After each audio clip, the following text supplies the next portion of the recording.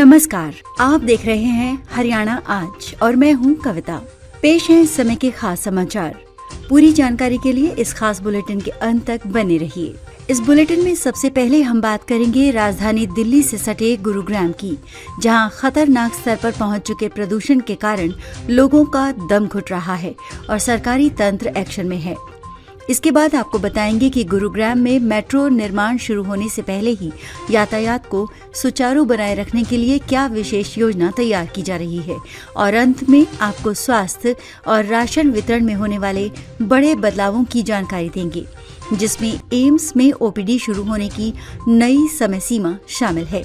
तो चलिए शुरू करते हैं सबसे बड़ी और ज्वलंत समस्या से, यानी प्रदूषण के संकट से। पूरे हरियाणा में विशेष रूप से गुरुग्राम और राष्ट्रीय राजधानी क्षेत्र के आसपास वायु गुणवत्ता का संकट विकराल रूप ले चुका है। गुरुग्राम में वायु गुणवत्ता सूचकांक 345 के खतरनाक स्तर पर बना हुआ है, जिसे बहुत खराब श्रेणी में रखा जाता है। जहरीली धुंध के कारण आम जनता को सांस लेने में भारी परेशानी हो रही है।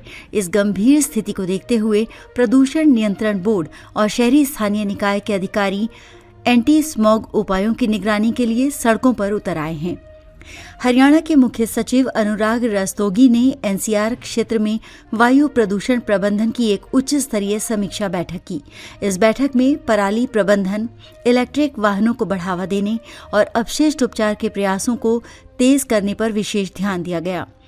अधिकारियों को साफ निर्देश दिए गए हैं कि वो ये सुनिश्चित करें कि प्रदूषण फैलाने वाले उद्योग तब तक सख्त नियमों का पालन करें जब तक कि ग्रैप 4 के प्रावधान लागू नहीं हो जाते।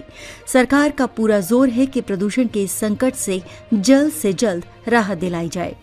अब रुख करते हैं गुरुग्राम के इंफ्रास्ट्रक्चर की ओर, जहां भविष्य की कनेक्टिविटी को बेहतर बनाने की तैयारी चल रही है।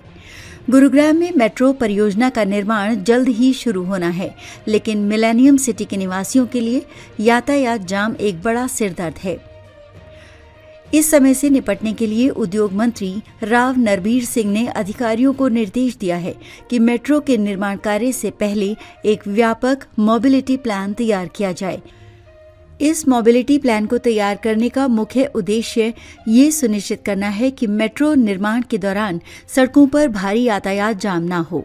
ये कदम गुरुग्राम के लाखों दैनिक यात्रियों के लिए बड़ी राहत ला सकता है, क्योंकि पिछली बड़ी निर्माण परियोजनाओं के दौरान यातायात बाधित होने की शिकायतें लगातार आती रही हैं।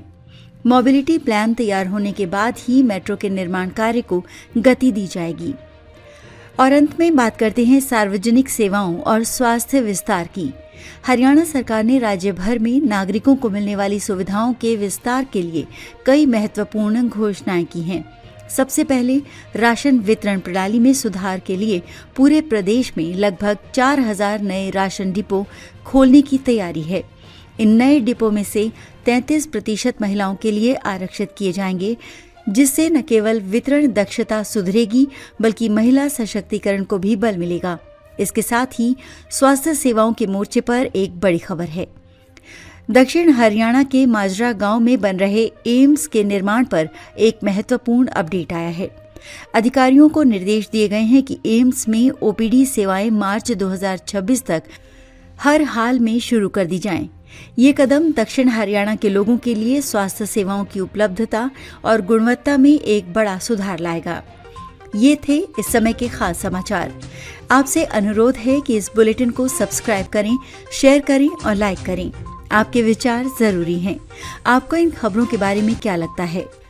अपनी राय कमेंट बॉक्स में जरूर लिखें और ये भी बताएं कि आप ये खबर हरियाणा के किस जिले या देश के किस हिस्से से देख रहे हैं। धन्यवाद।